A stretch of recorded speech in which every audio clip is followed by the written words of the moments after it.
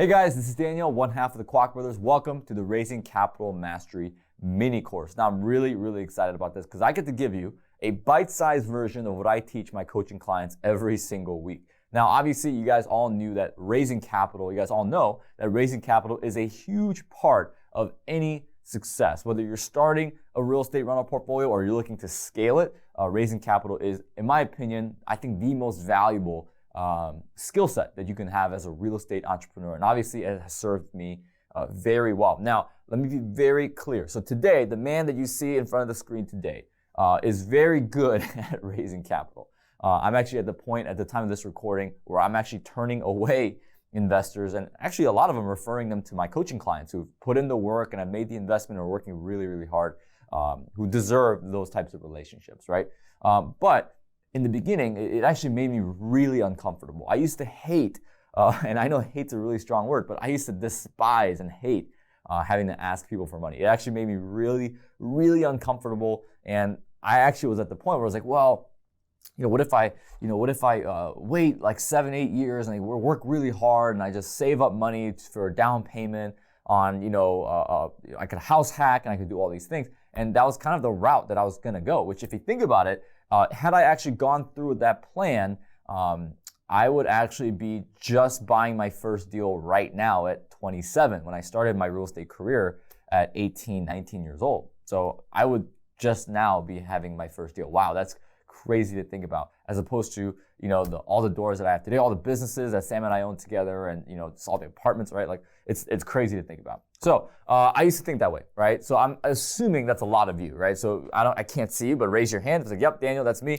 It makes me really uncomfortable raising capital because I have to ask people for money, especially if it's family and friends. Now, either that's you or you're the other person where you know that you need to raise capital. Like, hey, this is a good thing, but you're struggling because you feel like you're spinning your wheels. You just don't know what to do. So it's going to be for both of you guys, because I truly believe that if you know how to do this the proper way, if you know how to conduct yourself and do it in a way where you are a true professional, well, both of those things will disappear. Now, in regards to the people who feel uncomfortable, who are not, it's like, I don't know, I feel really weird about asking people for money. Let's do a quick little exercise. So for every one real estate entrepreneur that knows what they're doing, right? That has a team and has a blueprint and a strategy, and is partnering with somebody who's experienced maybe, or they have a coach that's behind their corner like myself.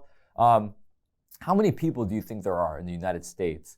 Or I guess if it's a ratio, right? Like for every one real estate entrepreneur that knows what they're doing, how many people do you think have at least $100,000 in liquidity to be able to invest in your deal? Now, I'm not talking about, this is my last $100,000. No, I'm talking about, hey, I've got money in stocks, money in bonds. I've got, a couple things here and there. I've got an emergency fund over here. And this $100,000 is, really kind of just for me to invest. And I'm really looking at real estate, or I'm looking at other options, maybe even crypto, right?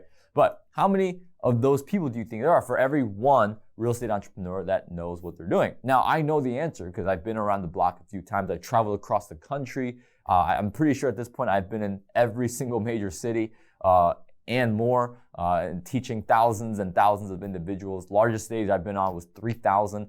That was fun. But how many people do you think for every one? Well, the answer, because I gave you enough time to think about it, is probably around 50 to 75 people that have at least $100,000 to be able to invest in your next deal. So of course that begs the question, what's more valuable? Is it the deal, aka the opportunity, or the money?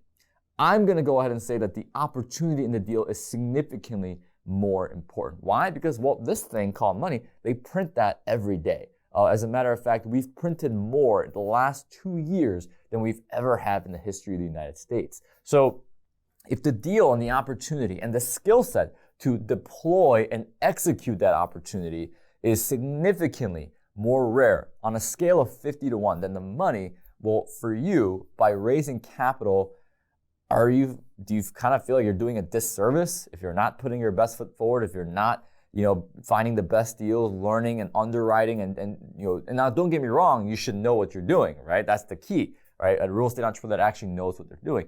But if you're not raising capital, you're actually doing a disservice, because guess what's going to happen if they don't invest in your deal? Well, they might invest in something else that is not as great, that is not as risk averse, or they might put it in the bank most likely, where they're going to earn 0.01%, right? Is that the rate of the current CD?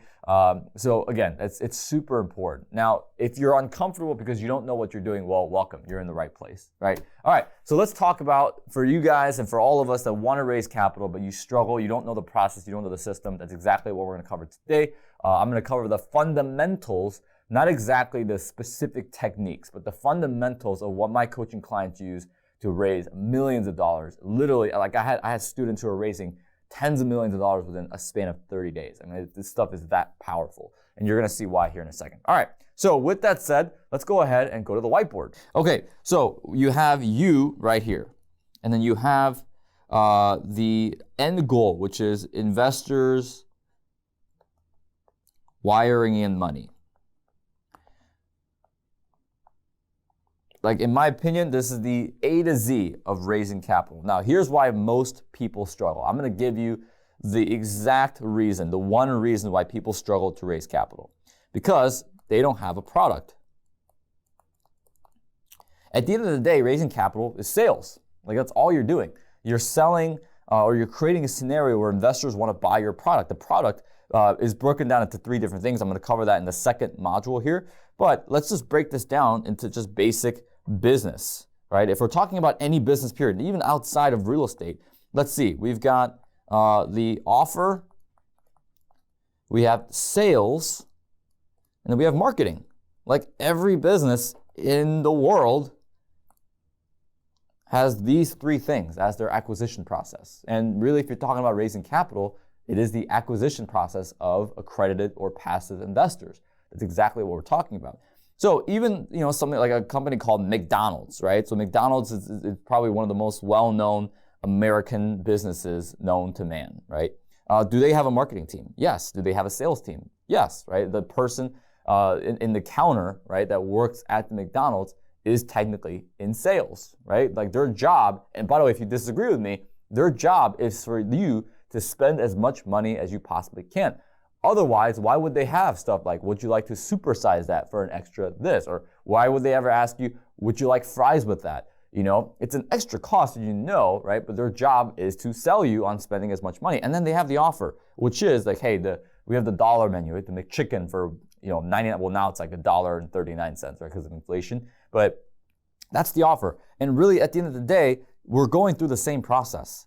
Right? The reason why a lot of you guys struggle is because you don't even have the product to take people through this process. Like, it's not even there. And by the way, that product is, hey, if I give you, $1 million in the next 30 days, what are you going to do with it? What the explanation that you're giving to them is your product. And by the way, like I said, in the second module, we'll break down even more on what that product is. But let's backtrack a little bit. So marketing, what is the goal of marketing?